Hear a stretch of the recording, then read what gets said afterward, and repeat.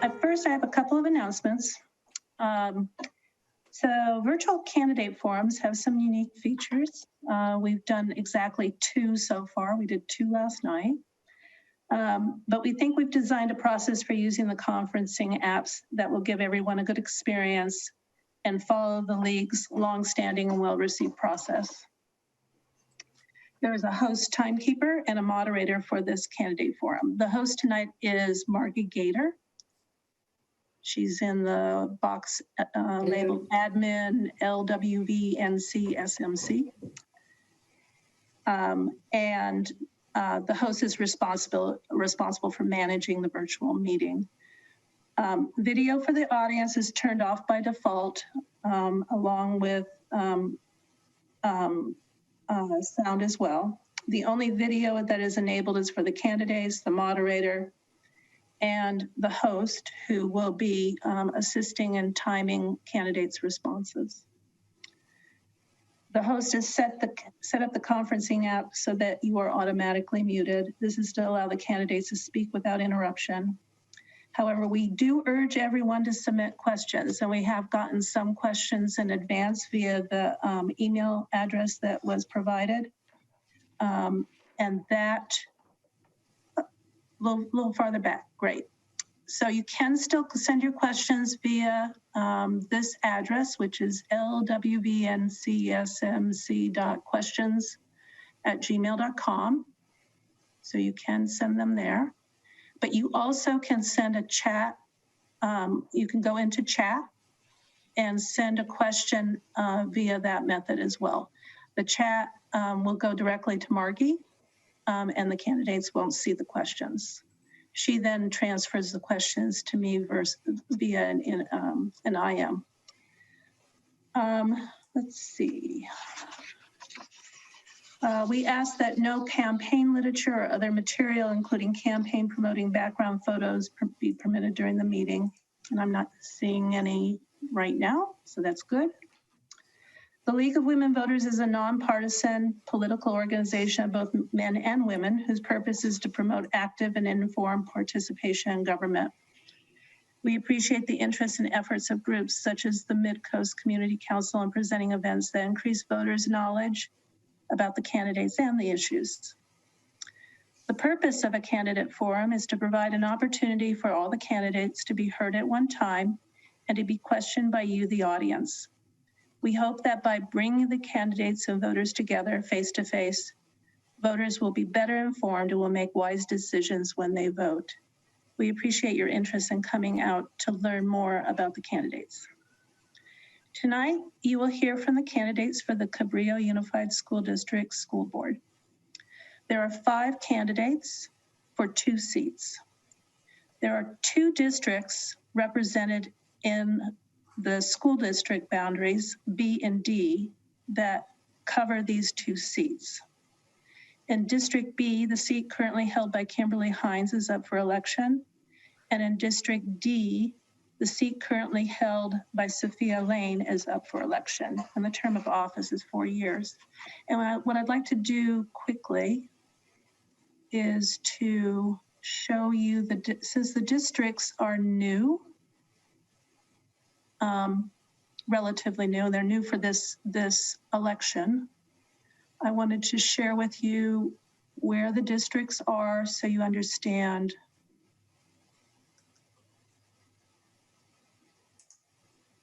can you enable me for screen sharing, or is it too hard? There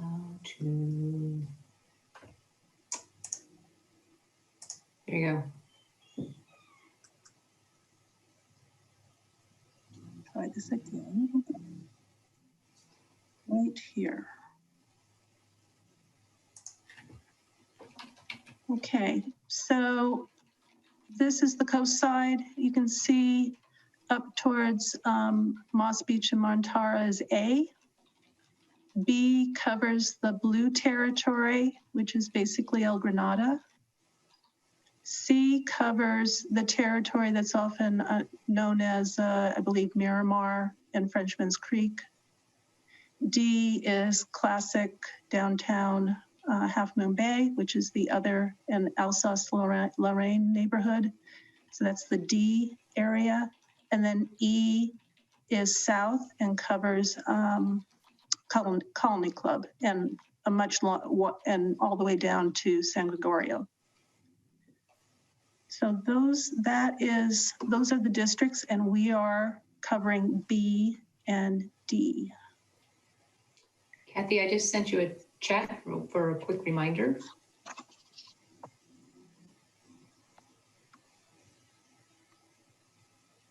So I have more to say here. The candidates in alphabetical order are, for District B, Kimberly Heinz and David Seton. Kimberly Heinz is the incumbent. For District D, Sophia Lane, the incumbent, Yvonne Seeley, and Nicholas Rotnewski. This forum is being held for all the candidates of both districts. It's assumed that since the school board decides issues for all the districts, that questions are applicable for all the candidates. So we decided not to divide this up into two different forums. So an explanation of the ground rules. The rules of the forum are as follows. We'll be giving opening statements for each of the candidates of 3 minutes each, and then we'll have a question period. And right now it's looking like the question period will be for approximately 45 minutes and probably will encompass about 10 to 12 questions. And then we will have closing statements of 2 minutes each. When we get to the timing of the statements, questions, and closing statements, Margie will be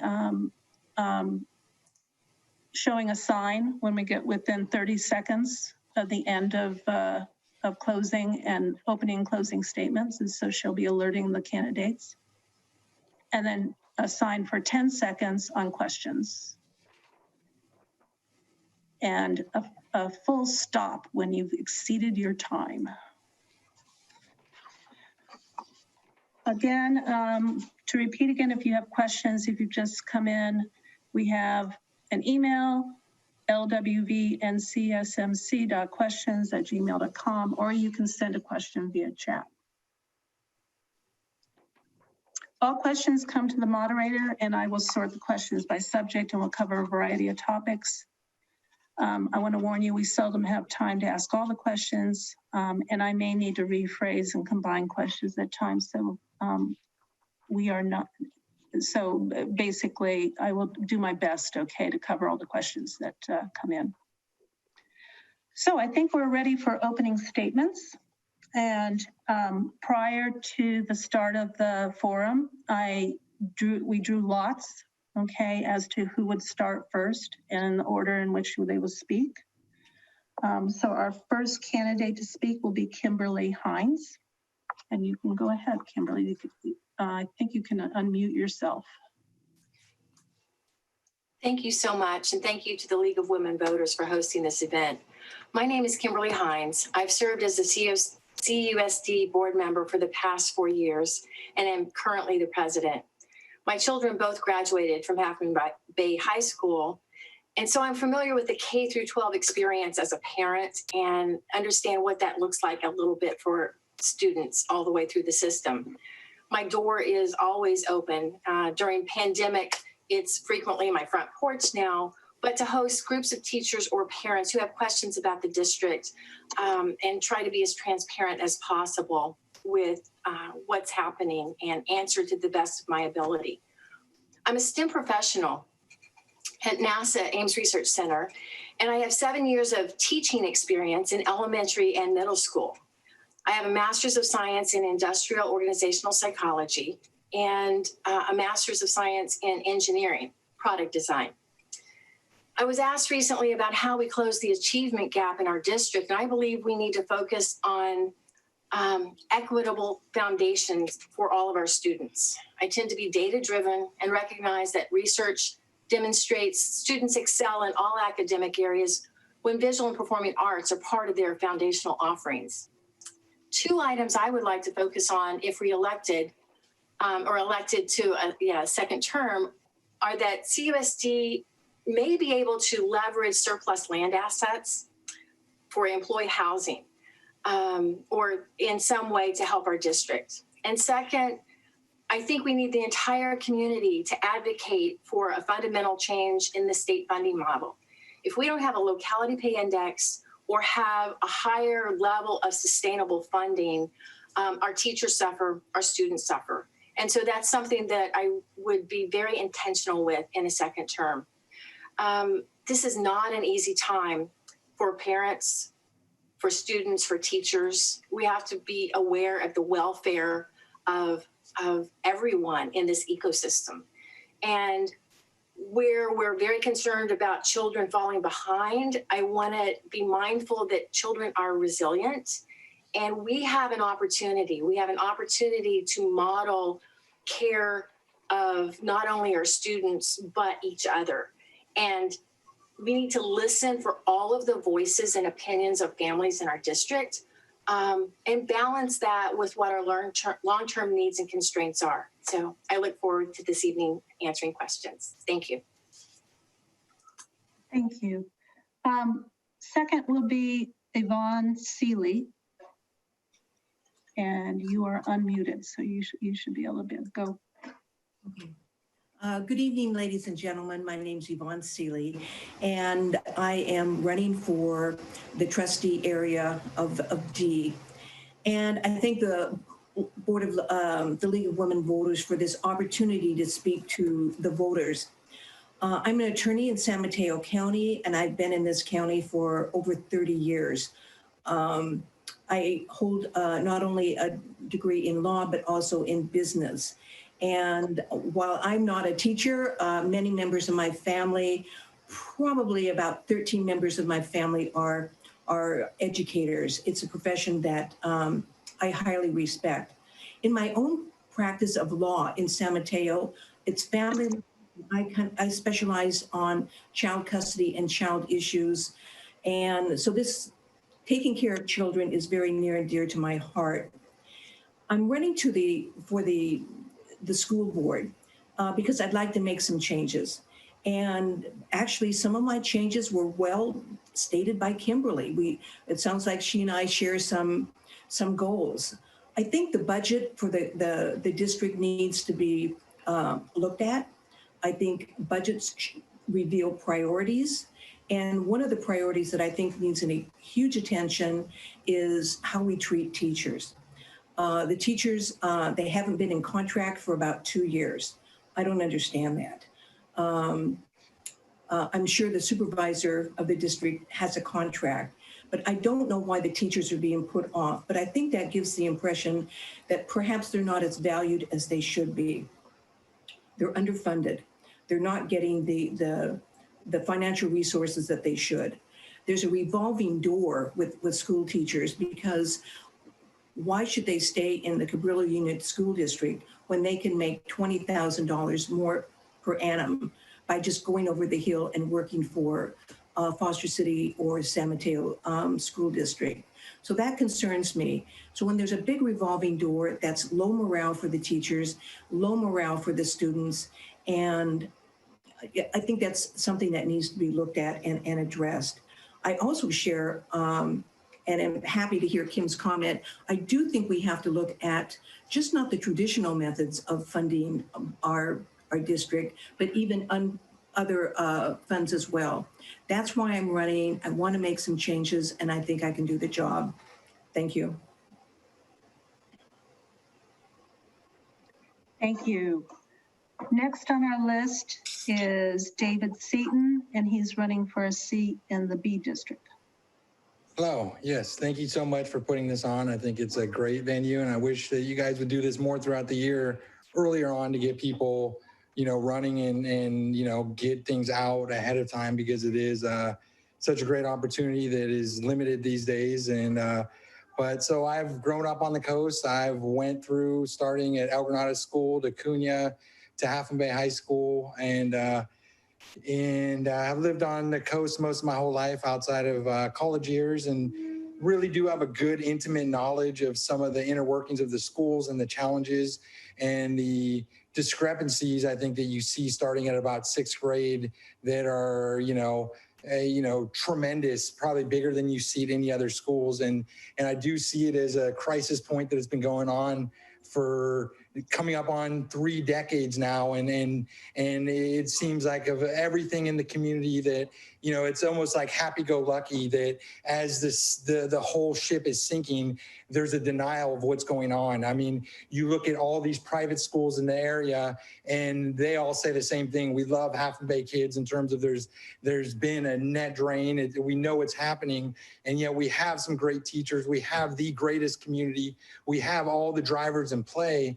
I think that if we took a step back and really admitted the crisis that we have in front of us and some of the opportunities that we could do. I look at, with the state of the budget, where things are at, something like a 50-50 tutor program where every kid is either a tutor or you're going to be getting support some way or another. And starting from there, the urgency of our community to say, listen, something is not right. We should be a district where people are moving from all over the area to come to this district because we do have some of the greatest teachers. And I think that if we change the culture a little bit, I think that, and we really start leveraging the resources that we have in this community, we really can be a district that's talked about, across the nation. And I think, but until we admit some of the real problems and the real gaps that are there, I think, we're not going to take any steps forward. Thank you, David. Our 4th speaker will be Sophia Lane. She's representing District D. And you are on mute. There you go. Thank you. Thank you, Kathy, Margie, Len, everyone at League of Women Voters and Midcoast Community Council for hosting this event, bringing us together to engage our voters in these really important seasons of elections. So as an actively engaged Cabrillo Unified School District governing board member and a parent of CUSD kids, 18-year Coastside resident and former global biomedical director at Genentech and Roche. It would be really, truly an honor to continue collaboratively leading our school community through the challenges and the opportunities we face together at this critical point in history.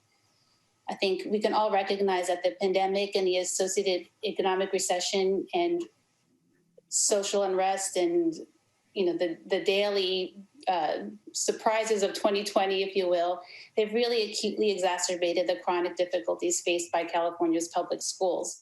However, it's within these harsh realities and the many unique strengths that we do have as a Coastside community. Amazing teachers, awesome students, families that are involved, you name it, we've got it in terms of that spirit that can really come together to unite in partnership to chart an effective, sustainable path forward for our entire school community and the greater good.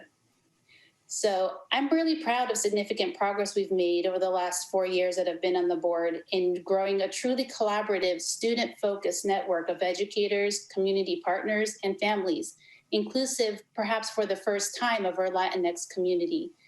In laying the foundation for the fiscal solvency needed to maintain local control of our schools, which is, the unfortunate reality of what we need to deal with a lot of the time as board members. And in really, thirdly, in clearly defining equity and continuous improvement as key district goals. So I'm fully prepared and I'm committed to continue working hard on evidence-based, context-informed policy decisions. That's the role of us as a board, which, though they're incredibly difficult at times, they will help us accelerate progress for all our students and all those in our school community, particularly those students that have been historically underserved. And they need our support and all our students need our support to develop the skills needed in a rapidly evolving world.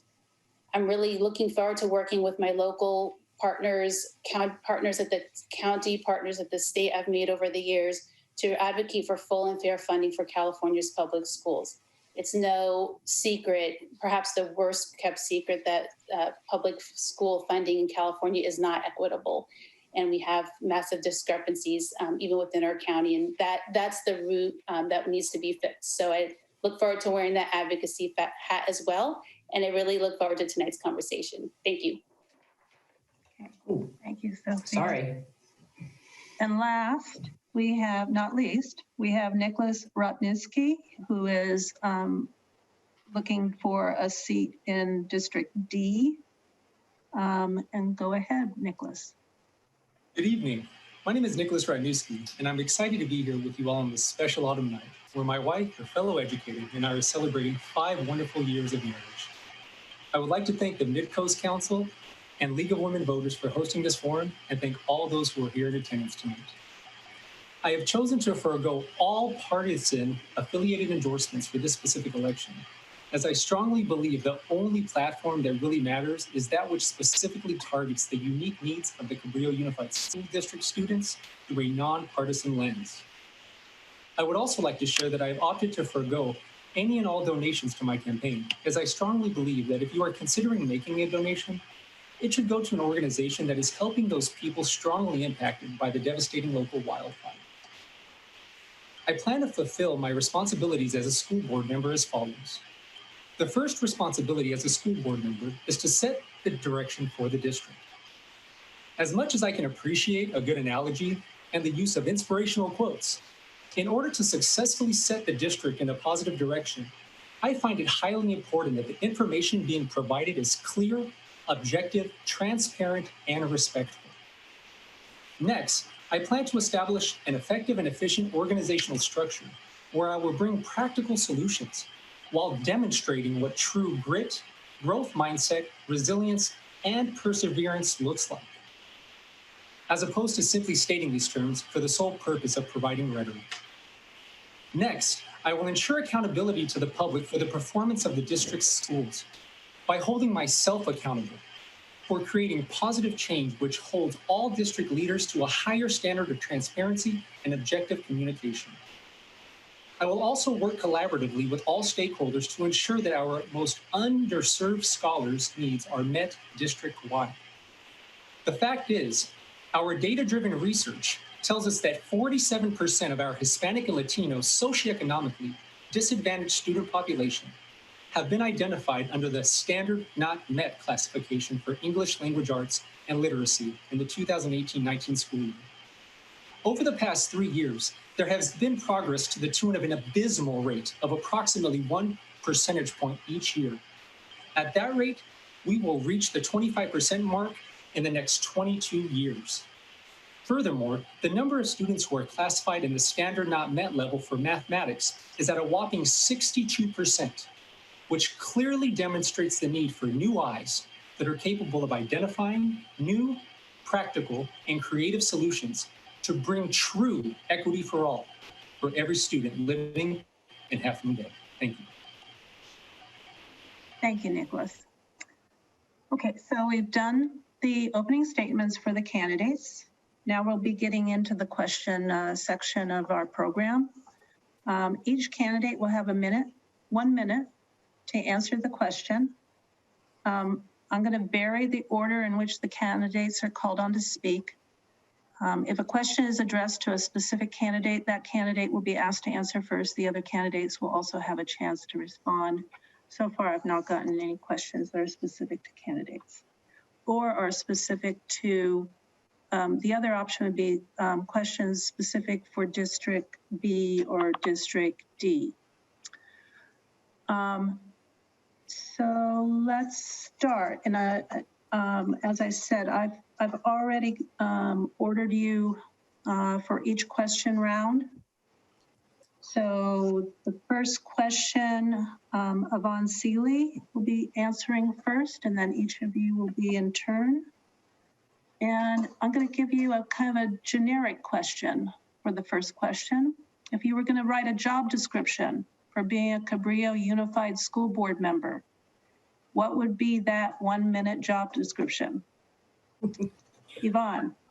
All right.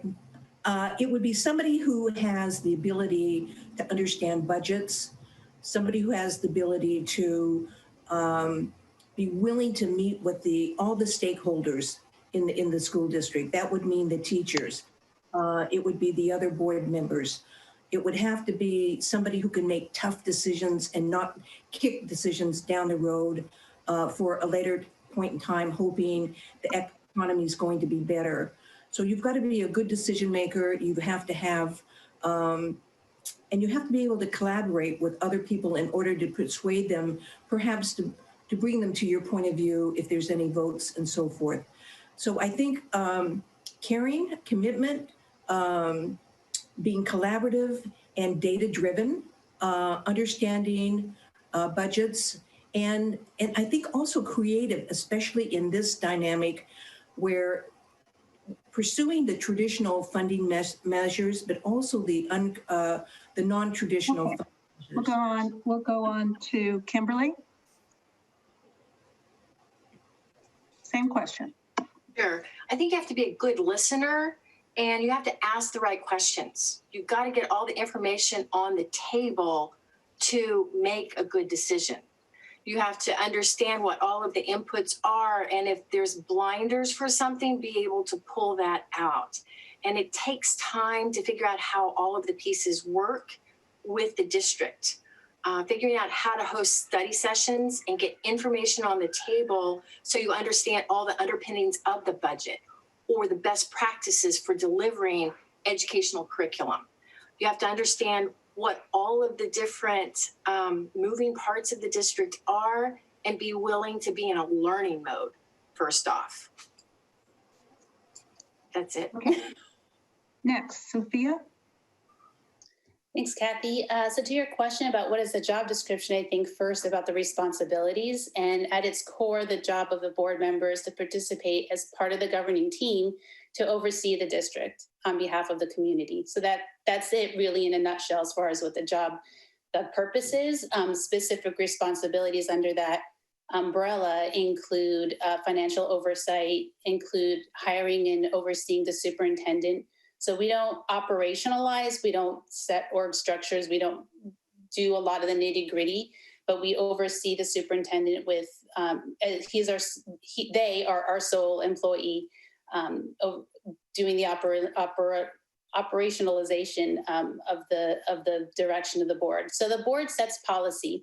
And so to be able to do that, I think we do need to be able to communicate and actively listen and advocate to our community, advocate for students, be able to hear multiple sides of discussions and really drive evidence-based decisions.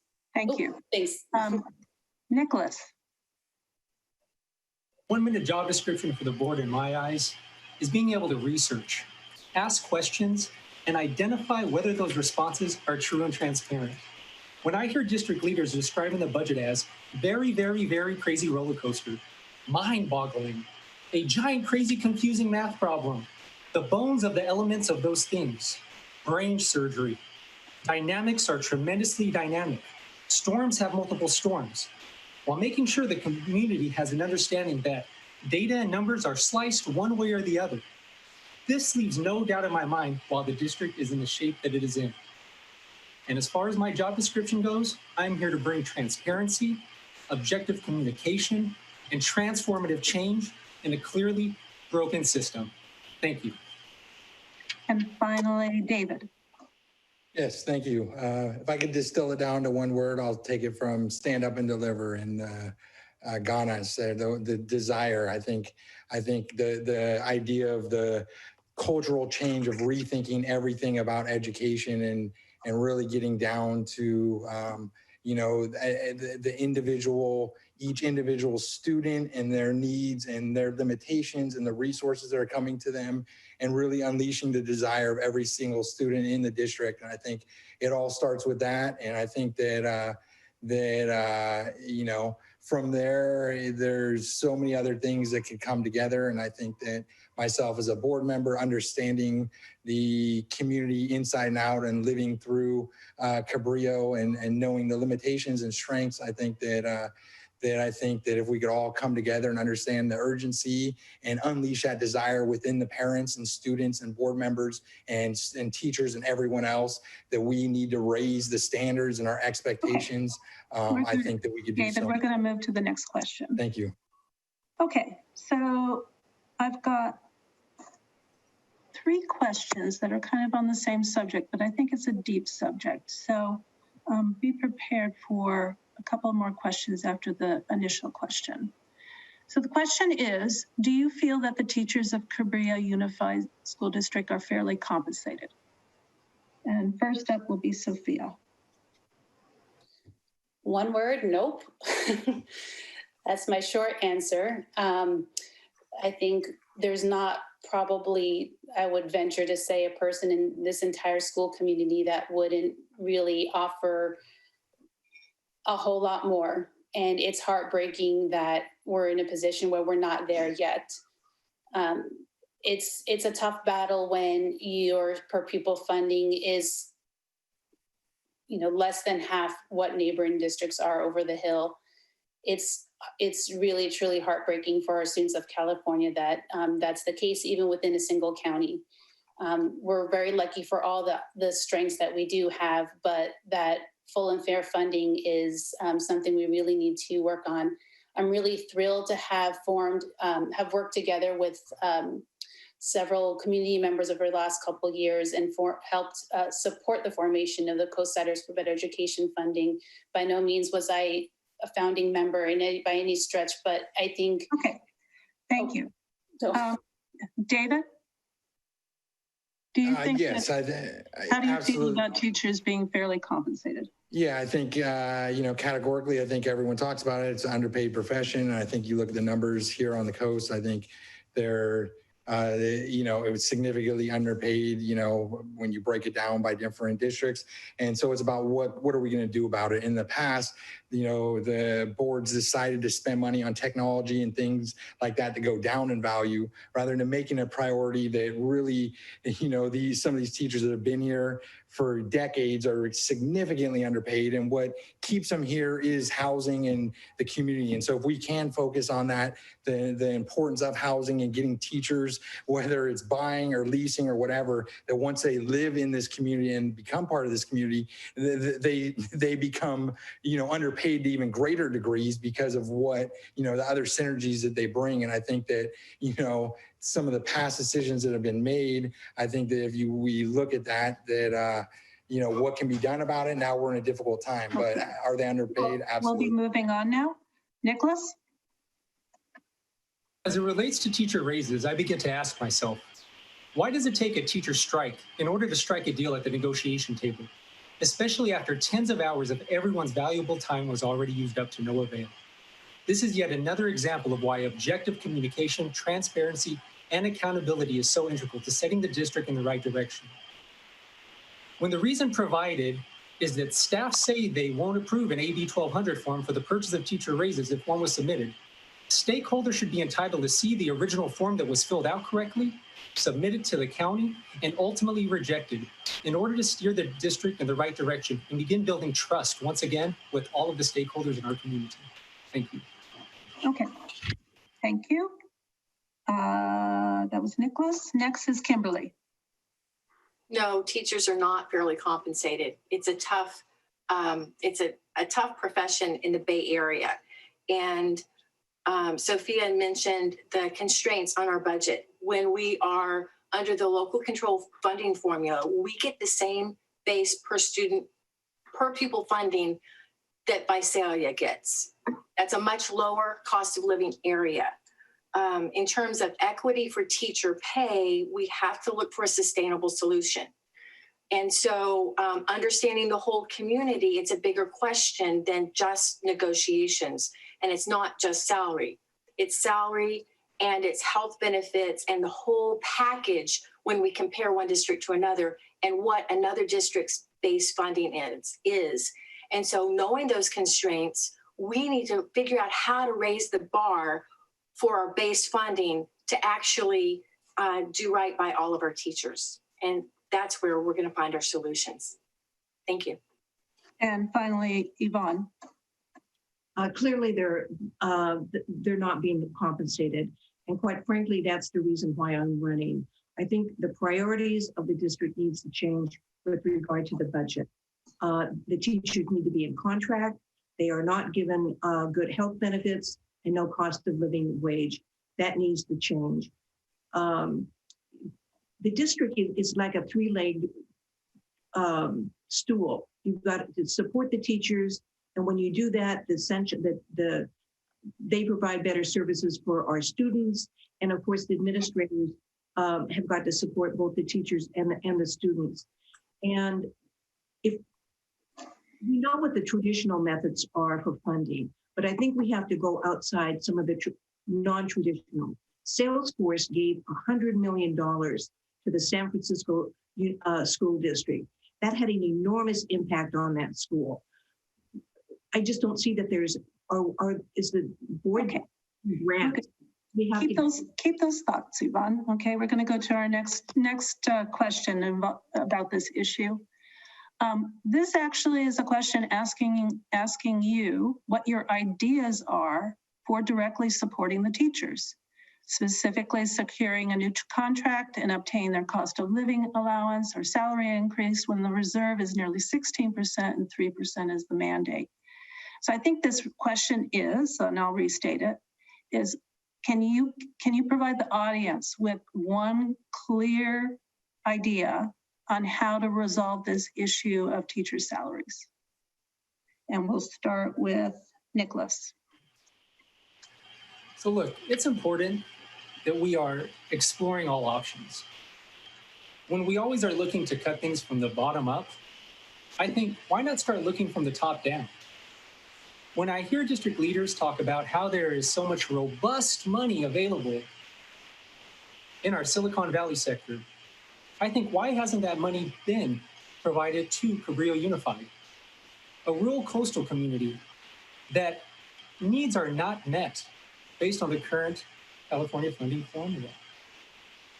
I will make those connections. I will work with those leaders over the hill for them to gain a true understanding of how they can help support financially our district and make sure that those funds go specifically for our student achievement, social emotional learning, mental health, as well as teacher morale. Thank you. Okay, next is Yvonne. My one clear idea is there's approximately $6 million held in reserve by the school district. That should be used, in my opinion, for the teachers. I don't know if there is a minimum of a 13% reserve. Respect that, but why are we increasing it to a higher number when it's sacrificing teachers' salaries? So my solution is spend some of that $6 million, fund the teachers. That's my statement. Okay, next will be Kim. So I think we do have to raise that whole base and understand that 16% reserve was notional. Yes, it's something to aspire to. I voted against it because I feel that our minimum is what we should be maintaining. If we do not maintain a positive budget 3 years out, we are qualified. 2 qualified budget reports to the county means the county puts us on notice and can take us over. Then no one gets a raise. And we have to look at the whole ecosystem, not just the base pay. We want to pay teachers more. If we find money, we will, but we have to look at the whole solution. I've met with Senator Hill, Assemblyman Berman, and Assemblyman Mullen to understand how those pieces work. Finally, I still want to look at the real estate options we have for potential housing with other partnerships. Thank you. Okay, thank you. David. Yeah, so in terms of tangible solutions to solve it, I think that, looking at, because of the current situation that we're in, I think if there's, it's going to be incredibly difficult. You listen to the, the direction from the general manager and, everyone else, it's going to be tough where the budget is. And so I go back to looking at longer term, sustainable solutions like housing, with the idea that if you look at some of these teachers that live on the coast and that have been here now for multiple decades, they are so underpaid because of the value they add to this community. So if everyone takes a step back and we realize, wait a second, if we get more teachers into coastal housing and they become part of this community, we have huge synergies that come to play once we get that to happen. And so I think anything that we could do to get people to take a step back and say, wait a second, there's going to be teachers that are going to come and go, but how about we look at, more sustainable solutions that really create these teachers that become these superstars and administrators that could be making hundreds of thousands more literally, at universities, but they stay here because they love the coast. Thank you. Okay, we'll move on to Sophia. Thank you. So when we're looking at taking on additional ongoing expenses moving forward, rather than looking back to last year's reserve numbers, we need to look at our forecast. And Kimberly alluded to this earlier. Looking 2 years out from our current year, we are forecasting, because we have ongoing deficit spending, where basically means our expenditures are outweighing our revenues, we are looking at another gap. And we knew this last year when we made those cuts. Those cuts last year were a stabilizing move so that we can have a longer term sustainability plan in action. That is the next step right now, where Financial Advisory Committee will be pulled together in the coming months to have community members engaged and involved in figuring out how do you get those two numbers to align better in the future, the revenues and the expenditures, so that we are right now forecasting, that debt a couple years out. We cannot have an approvable, and we've been told specifically by the county in writing that would not, ongoing expenses would not be approvable at this time. So we need to figure that out. Yeah, thank you, Sophia. Thank you. Okay, so I promised you a third question. I think I'm going to reserve that for a little bit later. And we'll switch gears a little bit here. Okay, so the next question is this. Should the school board meet more frequently in order to give more time for deliberation and community comment on issues? And the first to answer will be David. Yes, absolutely. I think I'm always a fan of community input. I think that there could be things that can be done specifically too, in terms of more community focused workshops and other things that I think so many times when these meetings even happen, you get this rush of public participation and the board ends up saying, sorry, we don't really have time for you because we got to move through these 8 other agenda items. I think we need to galvanize, meetings more so that we really take into account the desire, especially in this community, where when people come to participate, we got to respect their time and say, listen, let's not just run through this agenda item and give people, 5 minutes and go on to the next thing. We need to carve out specific, agendas around the fact that we have some amazing people in this community with some amazing things to contribute towards meetings. So the more opportunities we do that, the better it's going to be for everybody. Okay, thank you. Nicholas? Yes, so, now that we've been accustomed to remote meetings, being able to meet with the community becomes that much easier for a lot of the community, especially if we are providing them opportunities to be able to gain access to the school board. And the fact is, no matter how much the school board meets with the community, if they're just providing rhetoric and not clear answers, not objective and transparent information that is not only heard by the community, but truly understood, it wouldn't do anybody any favors or benefit anybody. So yes, let's meet with the community more often, especially now that we have the ability to do it remotely. And, let's provide that transparent, objective, and respectful information to the community so they know what's happening. Thank you. Yvonne? I also agree that we should have more frequent meetings. And I think we should be involving the community as much as possible. It's an opportunity to educate the community. I think that they can be a part of the issues that are facing the students, the teachers, and the school district. And they can suggest other solutions and that the board can take that up. So I think that's important. I think it's also important that what the board does must be done with complete transparency. And so more meetings allow for that. And I echo Nicholas's comments. Zoom really has provided us with a mode of communication that we should embrace. And I think that's all for the better. Okay, thank you. Kimberly. I agree. We need more meetings, not for the sake of meetings, but to be very intentional with our time. Our board meetings are the only time that all 5 board members hear what each other has to say in an open forum on the topics. We have some very specific items we can discuss in closed session, but it's the open sessions that are really vital and where we learn about each other. The additional item we need are study sessions, non-decisional study sessions. So we can take a topic like housing. We can take a topic like how we spend money and where we want to put our value and time and attention. Study sessions on what's the best practice for closing the achievement gap, not when it's a bulletized list and a up or down vote, but a time to get it on the table and then go away and soak on it and come back for more thoughtful conversations. Okay, and Sophia, and I apologize, Sophia, you should have gone when Kimberly. No worries. I'll try to be more accurate.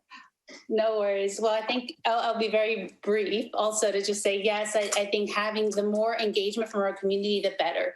That can take place in many different ways. And I have to say, I'm really, really proud and thrilled by how many more, if you would go to a meeting 4 years ago, it was like crickets in that room.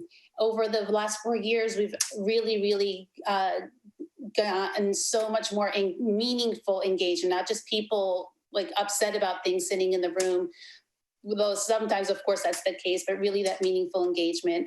So I agree with Kim that study sessions are nice, and I'll try to keep an eye on Margie.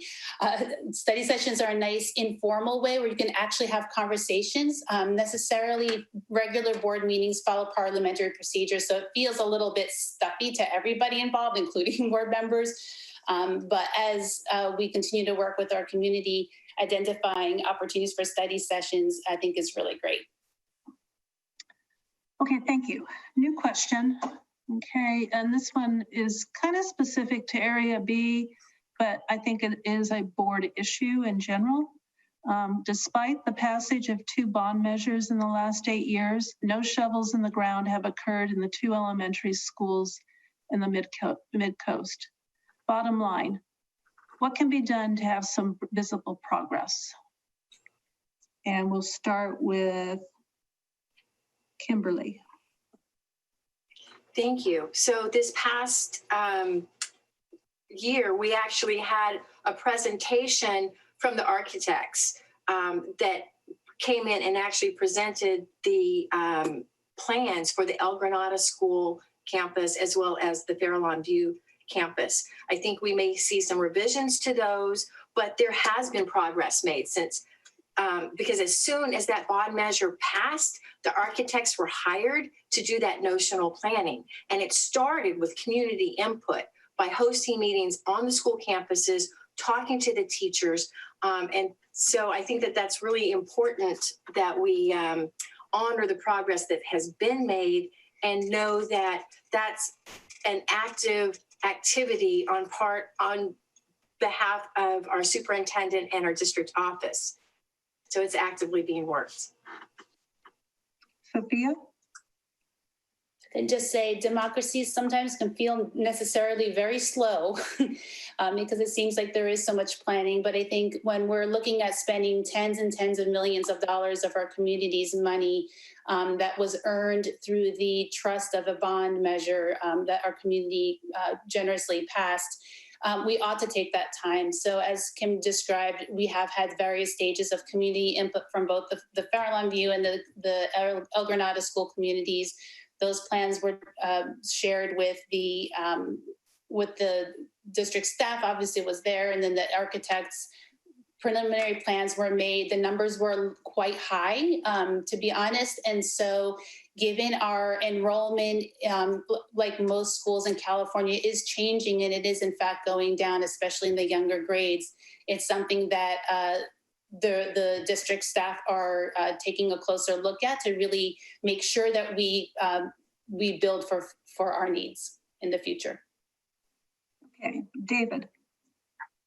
Yeah, yes, I'd say, as growing up in this community, my whole life and attending the different schools, that El Granada and Fairlawn are in worse shape than when I went there. And I think as Hatch has kind of become a crown jewel, these schools have totally been forgotten about. And I think that, I don't know how it has happened this bad where we could, there could be such a discrepancy in resources. But it's another thing that as a board, you have to admit and come clean and say, yes, this is the case in the state of events. What do we do to change these things rather than just letting them keep getting worse and worse? And I think that, it is incredibly disappointing to see that, how forgotten they've become. And I think that's why it's important to, elect somebody that's really, has been here in this community from the beginning and understands kind of, the whole nature of the coast. Thank you. Thank you. Thank you. Yvonne? So the bond was passed in 2018, and only a couple of schools have been received the funding, and I think it's around $33 million per school.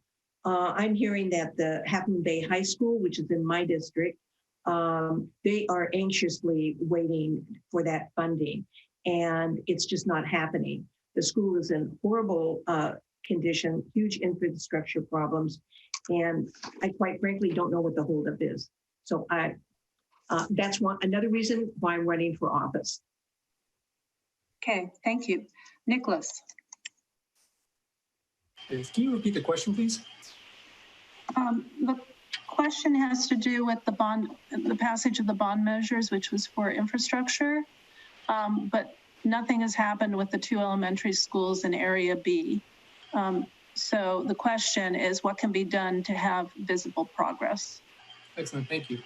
So to start, since it's darn near impossible to actually have any transparent information being provided at board meetings, I would have to get voted in so I could really do that research and look at where this money is being spent and why. Our whole approach and method to actually contracting companies and builders has appeared quite sketchy ever since I worked for Cabrillo Unified in 2012.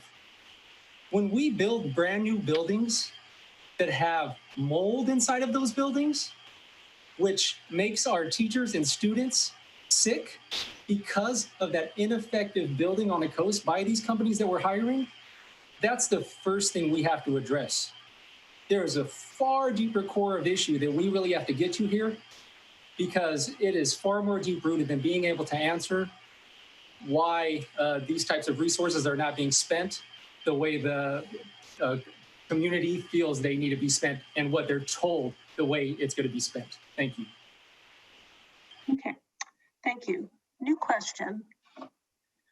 What do you feel is the school district's biggest issue short term? And by short term, I mean now through the next 9 months, not a year, 2 years from now. The immediate biggest issue for the school district. And we'll start with Yvonne. I think the most immediate one is getting the teachers in contract. They are in negotiation with the teachers union, and they're working with a mediator arbitrator. So I think that should be happening short term. I think the district needs to get behind that. The next issue short term in the next 9 months, I think, is obviously how the district is going to support education in the time of COVID. I think that's an issue. Quite frankly, I think because it is remote learning at this point in time, I think that is probably saving the district some money in terms of not running the cost of the facilities, the large buildings. So those are the two things that I see immediately for the get the teachers in contract, making sure the students are well cared for under COVID. So I think those are the most immediate ones. Okay, thank you. Nicholas. COVID-19, we're in a pandemic right now. That hasn't changed. Safety for all is my top priority, and as a priority I hold so near and dear to my heart, both literally and figuratively speaking. This is because I'm currently working with students in person on campus, thus striving every day to work cohesively with all of my students and colleagues to develop creative and practical solutions while taking a proactive approach to identifying potential challenges moving forward based on the learning opportunities that are presented themselves daily. I personally understand all of the hard work that goes into reopening a school during these unexpected times. And there is one thing I know for certain. A successful reopening, which I've had the honor of experiencing, does not happen without objective and transparent communication and collaboration with all stakeholders, including students, parents, teachers, specialists, support staff, and admin. Thank you. Okay, next is David. Yes, I think the biggest priority over the next 9 months should be looking at what the reopening plan is going to look like and what the new normal is going to look like. I think that, there's such a, there's been such a shakeup, but I think one thing for sure is that there's certain things that are never going to be going back. And I think that, we need to start looking at whether it's teachers that may be immune compromised or just are a better fit with online learning. There's going to be a degree that not just the next couple of years, but now as people get sick, they're going to hold their kids out for potentially a week or 2 weeks and still expect some level of learning to take place. And I think we need to take a step back and say, wait a second, how is it going to look reopening and the precautions we got to take and everything else that we got to do to, move forward in this new normal. But then how is it going to look over the next couple of years as some of the changes that are shaking things up are going to stay around and become part of the educational, structure and framework that, parents look at and looking at all their options. Kim. Certainly it is the pandemic that is driving the greatest need. We have to ensure that our teachers are safe, that our students are safe, first and foremost. Second, in terms of resources, making sure that all of the resources are in place for teachers and for students. And that we're paying attention to those students that might be most vulnerable, and making sure they are supported, that there's not a delay or too much time without contact with a student, and that as we are able to meet with small groups for students that are needed, making sure that the district as a whole is keeping all of those foundational underpinnings going. The reality is our teachers are learning a new skill set, our students are learning a new skill set. At the end of this pandemic, how are we going to build on those new tools and look at not only resetting, but doing things perhaps in a better way when we're done? Okay, Sophia. So I'll say our biggest priority right now should be to take care of each other. The reality is we're in an acutely difficult situation on top of a chronically difficult situation, and we're facing a lot of stress and trauma as individuals, and as well as a school community. So to me, that's my first priority, is just taking care of each other. And that has a lot of specific operational pieces, of course. Resolving the contract challenge with our teachers union is imperative, and that's in process. Making sure we can establish the longer term financial stability to be able to not be facing the situation every single year is really critical. And also, continue to just evolve our culture to be one of collaborative leadership, evidence-based decision-making, equity, and justice, I think, are all important. Okay, thank you. Here's a different kind of question. While there's no funding available to provide school busing from unincorporated areas north of the city to schools in Half Moon Bay, particularly the middle school and the high school, when we get back to normal school, would you be in favor of such busing if the funds were available? And I'll go to Nicholas first. Look, growing up, I could have never fathomed a time that I would hear the words that our students or students anywhere do not have a school bus to get on to go to school.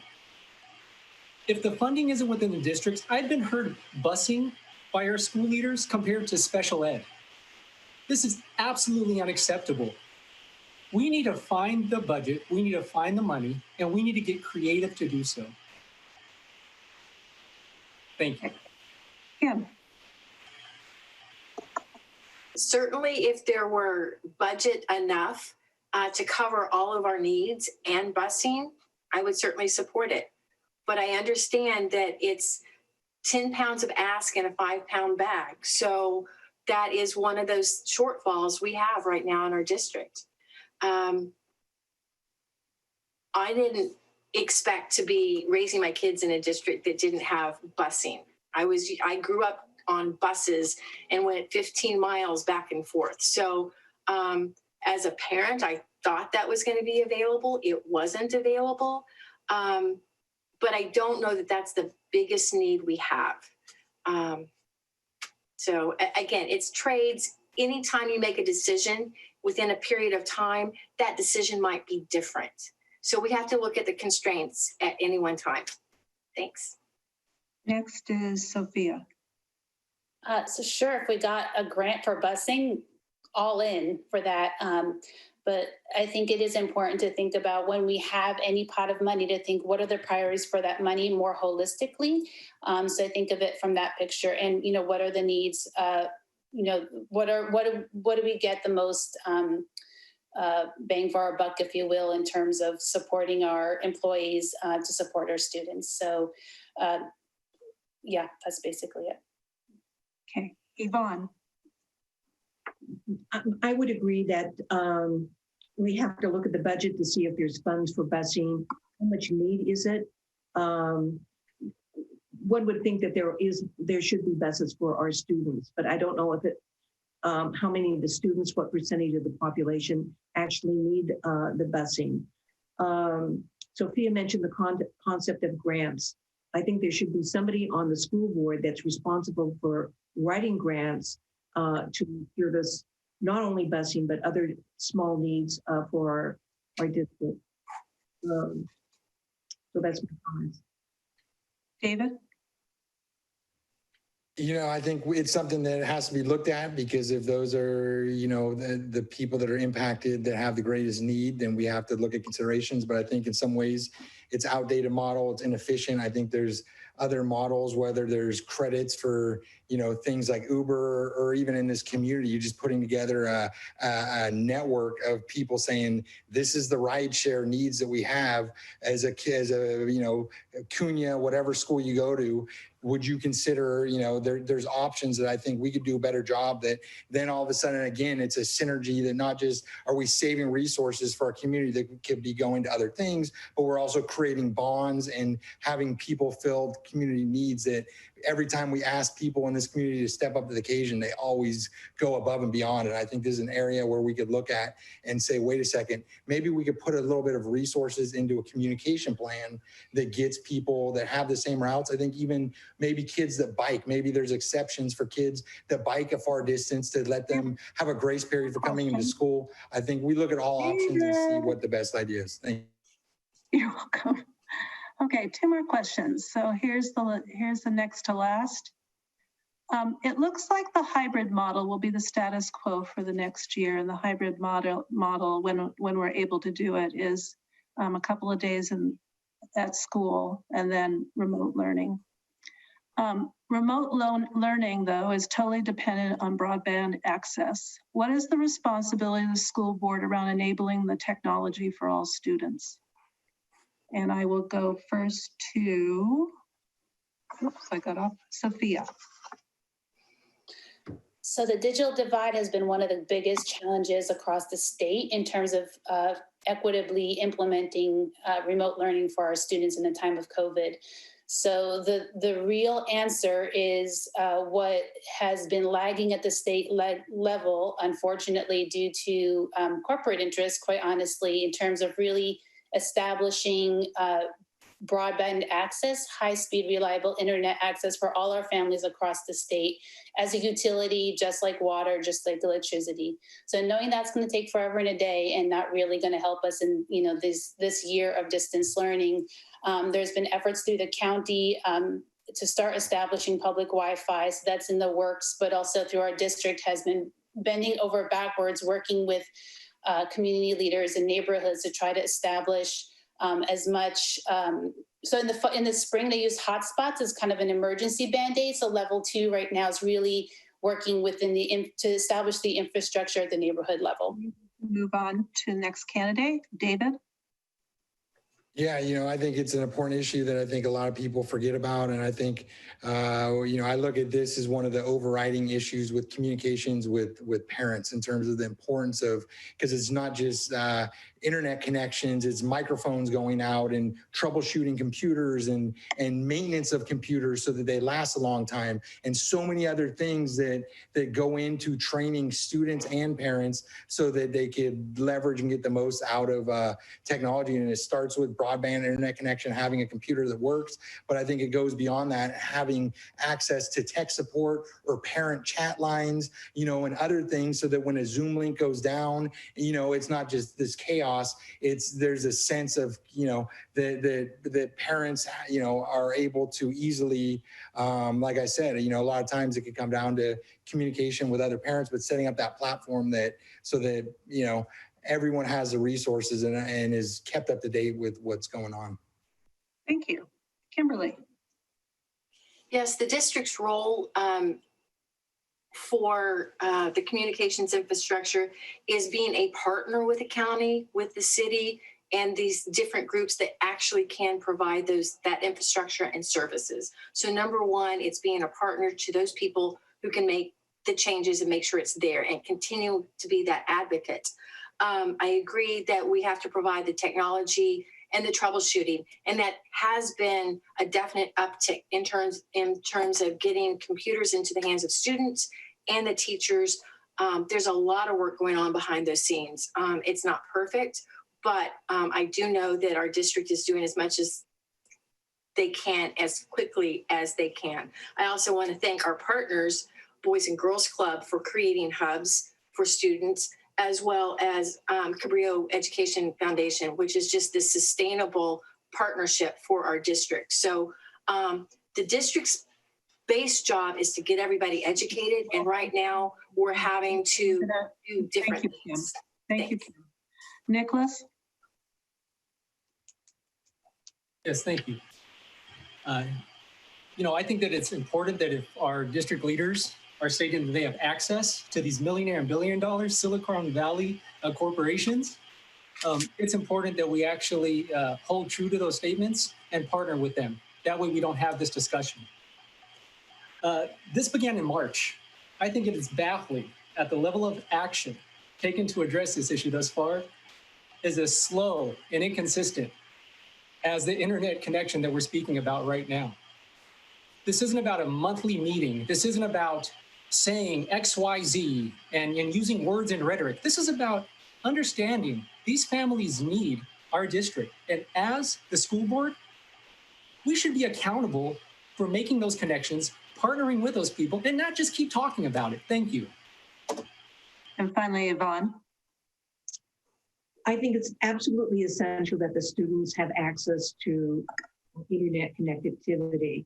I think it's the district's responsibility, and it goes to the priority of their budgets. I also agree it needs to be partnered with the city, with the county, and I don't understand in this day and age why we're in Silicon Valley, why different companies that have so much money that they can give to nonprofits and for educational resources that wouldn't help our district, help our students with connectivity. So I think it's a failure of imagination. I agree with Nicholas. How could this be going on since the students have been in remote learning since March? Things really need to happen. There needs to be accountability and responsibility. And yes, our county should, our district should be stepping up to the plate and providing these services. Thank you, Yvonne. Okay, last question. This question is, Margie and I have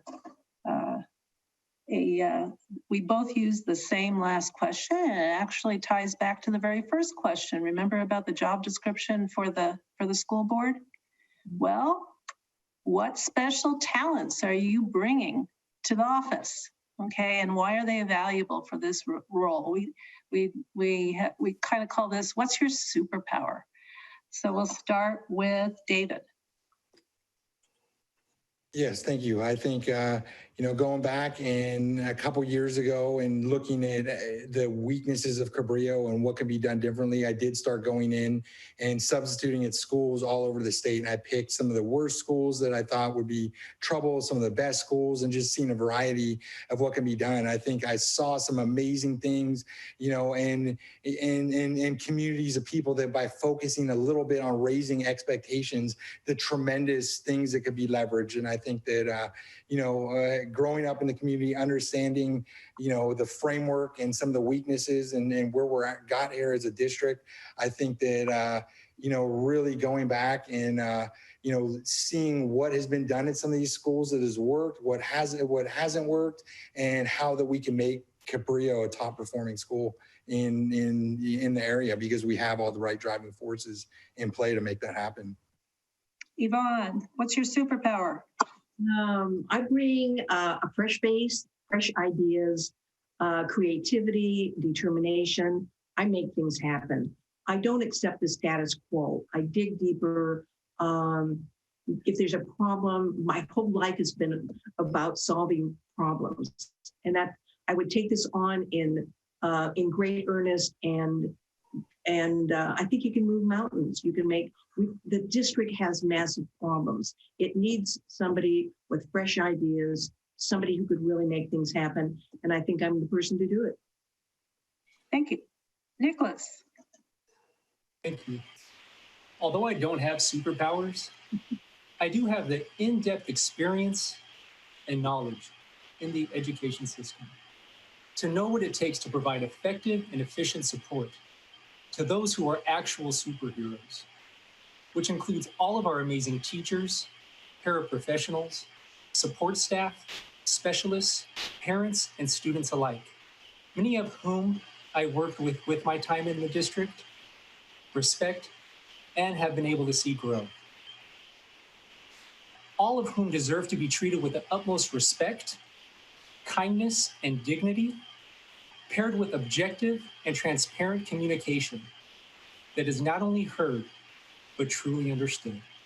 Thank you. Sophia? So I don't know if I have the superpower, but my vision for myself and what I strive for is to be a collaborative leader. And I feel I do have a track record of this over the last several years with working with parent groups, working with educators, working with a lot of community leaders that frankly had no voice in our schools previously, and yet their students comprise half our students in our schools. So it's why I think I have the support of a broad network of people in our community, at the county level, at the state level. To me, it's all about working together, not pointing fingers, not casting blame, not making judgments, but really, truly listening, working together, and setting a shared goal that we can go to, which is really supporting all our students. Thank you. And finally, Kim. Gosh, I guess my superpower is making space for multiple voices to be heard. I think it's really important to be curious when something doesn't feel right, doesn't sound right, and to ask the right question to get the right information on the table. And I think that's something I do well. And I do it on behalf of teachers. I do it on behalf of parents. There's a lot of information that gets posted every month in our board packets. It's dense. And sometimes it's doing the archaeological dig to find the right information. I don't think anybody has ever wanted to withhold information, but sometimes it's getting it brought up and revisiting it to understand and make sense of it. And I'm a good person to help you make sense of what needs to be done and to follow through so we can make changes, so we can keep our eye on long-term planning and support both our teachers and our students and our families. This is a hard time. Okay, so now we're on to closing statements, and we're going to reverse the order from the opening statements. You have 2 minutes, and we will be starting with Nicholas. Thank you. For me, this isn't about winning a popularity contest. This isn't about having a title. And this isn't about adding additional accolades to my resume. I am running so that I can bring objective and transparent communication to the community that is not only heard, but truly understood. I am running so that I can work with all stakeholders to identify systematic solutions to create and work with a sustainable budget, where our main focus is to serve all of our students' needs equally, regardless of their socioeconomic status, language spoken, and whether or not a student's caregiver truly understands the rights afforded to them.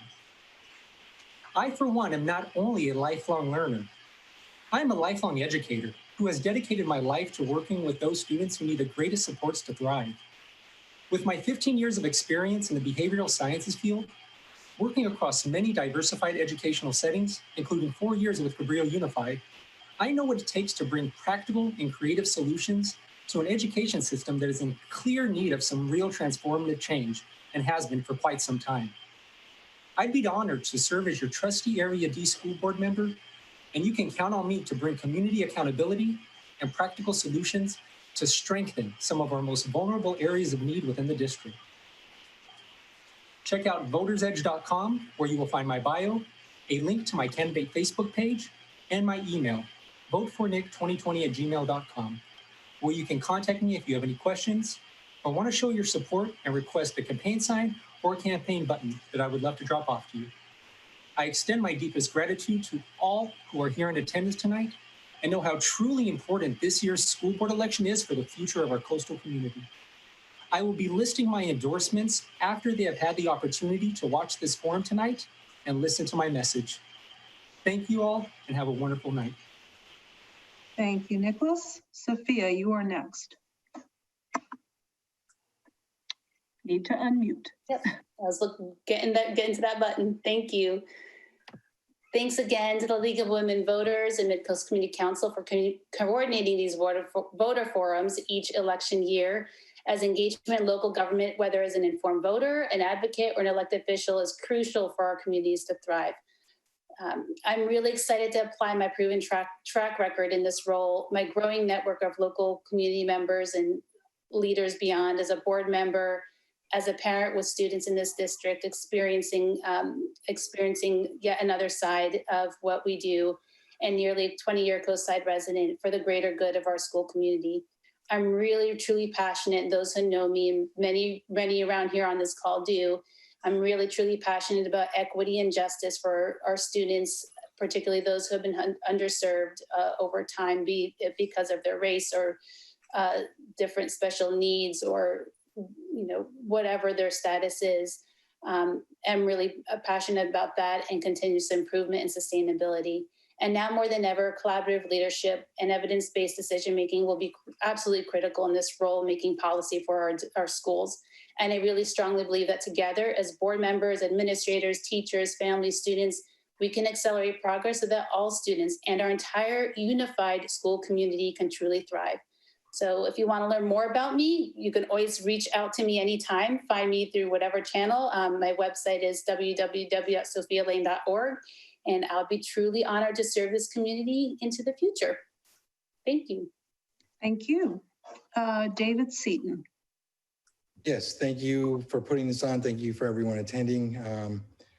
So I think that if I'm elected, you bring somebody that cares about this community, that has lived here. I think anybody on this Zoom call, if you guys went to Cabrillo, you guys would have a different perspective in terms of the urgency, the need to give teachers resources to break down their classes so that they get more, time with 16 to 18 students instead of 30 plus students, even if it's for 10 minutes at the end of the day. More resources for students so that students that are having problems, instead of getting suspended and disciplinary action, we have student resource centers, which are getting them the help and some of the other tutoring and other resources that they need. I think that if you guys could understand just, not just the talking points of equity but actually see these discrepancies and live them, firsthand, and see that these same things that have been happening 30 and 40 years ago are happening today. The same looks that I looked in kids' eyes that gave up 30 years ago in middle school and said, we're way too far behind. We can't catch up to some of these kids. The same looks are being looked across classrooms and are being done today, and nothing's actually being done about it. You elect me, I'm going to actually do something about it in terms of bringing equity so that we actually not just talking about it, but doing it, the tactical things that we need to do. And I think that COVID-19 does give us opportunities to rethink everything that's been done in the past and say, instead of just pushing kids through school one after another, let's take a step back and look at what actually matters. Let's look at the resources that are behind each student, the stressors that are going into their lives, and really customize education, deliver value, like a company would, that we're going to customize and do whatever it takes for students to be successful and not give up until we get those results. Thank you. Thank you. Yvonne?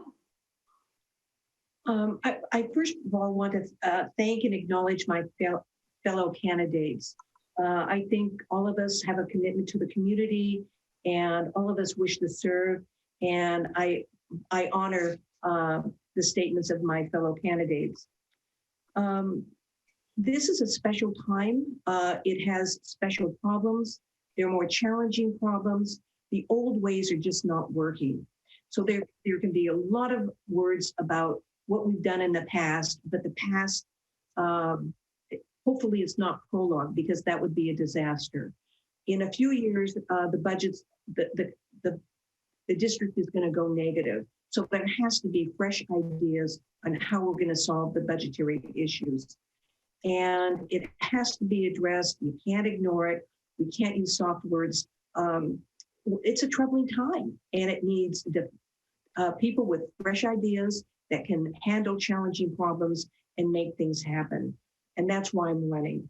I ask for your vote. I ask for your support. I think I've got the background to do it. I've got, as I mentioned before, I'm a problem solver. I like difficult problems. I handle it. I've been on many boards. I'm collegial. I build consensus. And if I can't, I keep pushing to say, bring to the front, here's a problem, we've got to solve it. And basically, we've got to support our teachers, and we have to support our students, and to give our students an education where they can move on and be successful in their later life. Challenging times needs a fresh approach. I'm the fresh person, and I ask for your vote. Thank you. And finally, Kim Heinz. Thanks. It would be my privilege to serve you in a second term as a board member of Cabrillo Unified School District. I believe the board must make decisions with a bias towards equity and access to resources, given the many constraints our district has. The board must be a steady force in bridging public education on the coast side through this pandemic. And I believe I'm the right person to help right our financial situation. We have to keep an eye on the long term. In the midst of this crisis, where there's angst about students falling behind, both teachers and students and families are learning and practicing new skill sets. We're evidence of it here in this Zoom meeting right now. This will not be forgotten when the pandemic is over. Our children are watching us. Let's demonstrate resilience and care throughout this community.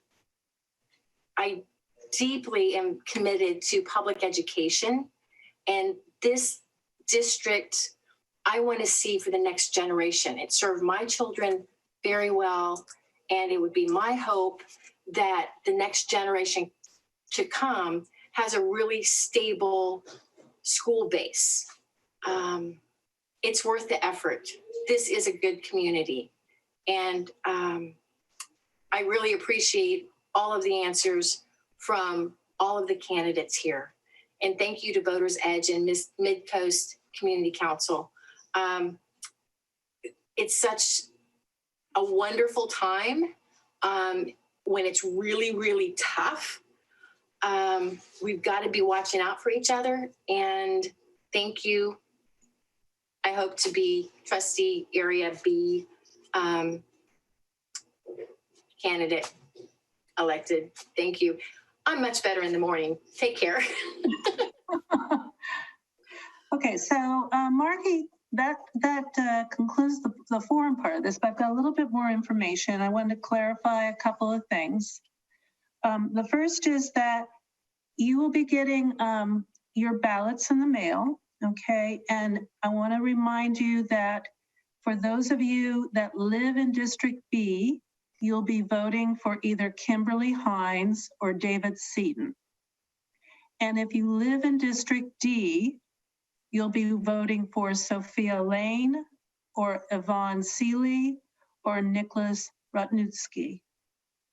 The rest of the districts do not have an election this year. So don't be surprised if you get a ballot and you don't see anything for Cabrillo Unified School District if you're in the other districts, okay, because there's no election this year. So it's a little confusing, but I thought I'd clarify that again. And we've got a little bit of reminders here. Voting, election day is Tuesday, November 3rd. You can mail in your ballots with the prepaid envelope, or you can use a county drop box, or you can visit a voting center. And the locations for the voting centers are at San Mateo County SMC acre.org/elections. And don't forget to sign your ballot, okay?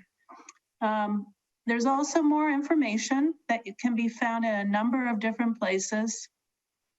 Sample ballot, that's mailed to registered voters. There's a website for the voter guide, voterguide.sosca.gov. That's also mailed to registered voters, so you should get that in the mail. There's the Easy Voter Guide. That again is, I don't remember if the Easy Voter Guide comes in the mail or not. I don't think it. That's the leagues. Look at, the best place to find that is at your public library. Okay, the libraries have lots of those. And then online, one of the best places to get information about your election is at votersedge.org/ca. You put in your zip code and it tells you exactly what's on your ballot, okay, and gives you all the links to the different candidates and all the information about the propositions and et cetera. So it's a great resource. And then finally, my little endorsement of the League of Women Voters. The League of Women Voters is a nonpartisan political organization, and membership is open to both men and women of voting age. Please join us. If you're interested in helping in your community with forums such as this, go to the League of Women Voters website, lwv.org, okay, or specifically you can access the league that Margie and I belong to, which is North and Central San Mateo County. And I think that we are done for today. So now in conclusion, maybe we can do a little virtual clap, okay, and thank the candidates for their time coming out this evening, and thanks to Len Erickson and MCC for sponsoring us, and urging everyone to vote, please. Good night. All right. Thank you, Margie. Thank you, Len. Thank you, Kathy. Have a wonderful night. Thank you, everybody, for being here. Thank you. Good night. Thank you. Thank you.